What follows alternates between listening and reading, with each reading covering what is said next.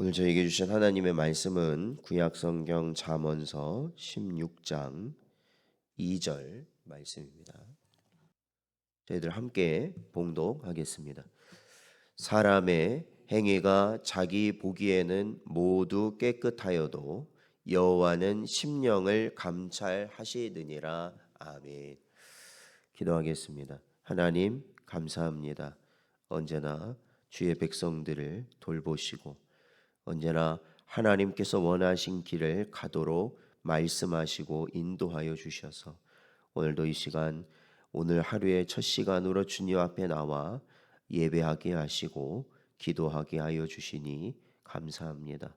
그 가운데 복되고 지혜롭고 형통하며 영원한 생명이 있는 길을 저희들이 잃지 않고 갈 수 있는 힘과 능력을 허락하여 주시옵소서. 간절히 바라옵고 예수님의 이름으로 기도하옵나이다. 아멘.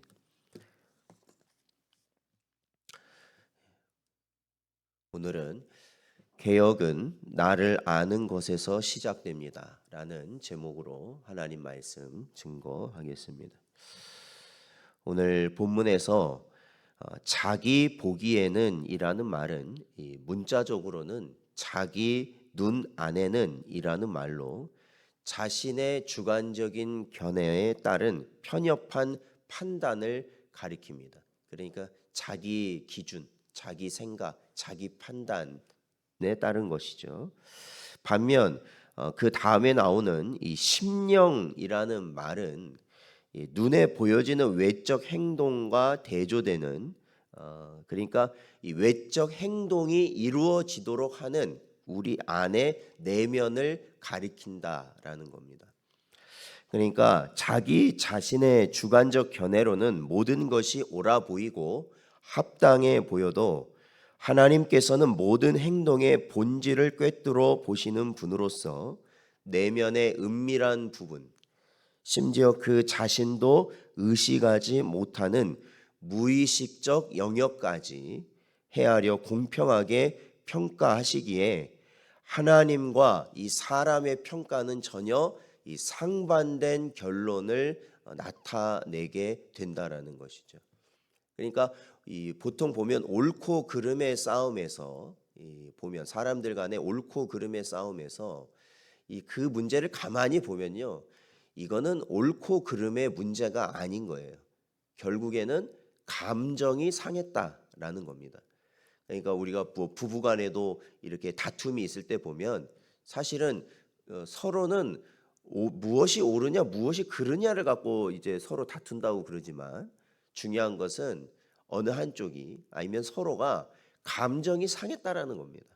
그래서 대부분의 문제는 그런 것 같아요. 다툼은 옳고 그른 것을 판단하는 게 중요한 게 아니라 상대방의 감정을 헤아려 주면 보통은 문제들이 해결되는 경우들이 많다라는 겁니다.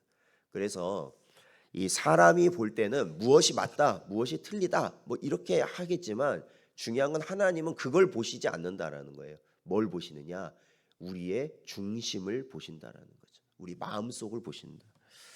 사실 인간은요, 자기에게는 굉장히 관대한 존재입니다. 사람이란 게 그래요. 내 자신에게는 정말로 너무나도 너그럽고 관대합니다. 죄악을 향하면서도 스스로에 대해서는 갖가지 변명거리를 만들어내고 내가 그렇게 할 수밖에 없었다 이렇게 정당화시켜 버리는 것이 인간이라는 거죠. 그러나 다른 사람의 실수는 어떻게 하느냐? 정말로 어떻게 보면은 사소한 것까지도 정말로 잘 발견할 수 있는 능력을 가지고 있는 것이 또한 이 사람이라는 것입니다. 그래서 그러한 실수를 그러한 잘못을 비난하고 또한 절대로 눈 감아주지 않는 것이 사람이죠. 그러면서도 유독 자기 자신의 죄악에 대해서는 그냥 눈 감아 버리는, 더 이상 이것은 문제가 아니다 그렇게 넘어가 버리는 것이 우리 사람의 모습입니다. 그래서 이 역사적으로도 보면은 이 개혁을 표방하는 그러한 세력들이 항상 나타납니다. 그러니까 우리나라에서도 보면 과거에서 지금까지 보면 개혁해야 된다. 뭐가 잘못됐다. 뭐가 잘못됐다 하면서 개혁해야 된다는 사람들이 집단이 얼마나 많이 등장하였습니까? 그 사람들은 타인에 대해서는 냉혹할 정도로 아주 엄격한 개혁의 잣대를 대어 평가하였습니다. 그러나 개혁 이후에 그들이 기득권자, 그러니까 과거에 그들이 잘못됐다라고 평가했던 그 사람들의 자리에 딱 올라가게 되니까 어떻게 변화했느냐? 과거에 저질렀던 잘못을 자기들도 범하고 있는 거예요. 아니면 거기에서 더 심하게 죄를 짓게 되었던 그러한 모습들을 과거에도 보았고 지금도 보고 있습니다. 그러니까 개혁을 했던 무리가 훗날에 개혁의 대상이 되는 것이죠. 이 전도서 1장 9절 말씀을 보면 이미 있던 것이 후에 다시 있겠고 이미 한 일을 후에 다시 할지라 해 아래에는 새 것이 없나니. 전도자는 그렇게 우리에게 가르치고 있습니다. 사랑하는 성도 여러분, 우리도 마찬가지입니다. 우리가 예수 그리스도 안에서 성도라 의로운 자라 칭함을 받게 되었지만 여전히 육신을 가지고 있는 우리는 우리 안에 뭘 가지고 있냐면 죄의 본성을 가지고 있습니다. 죄의 본성.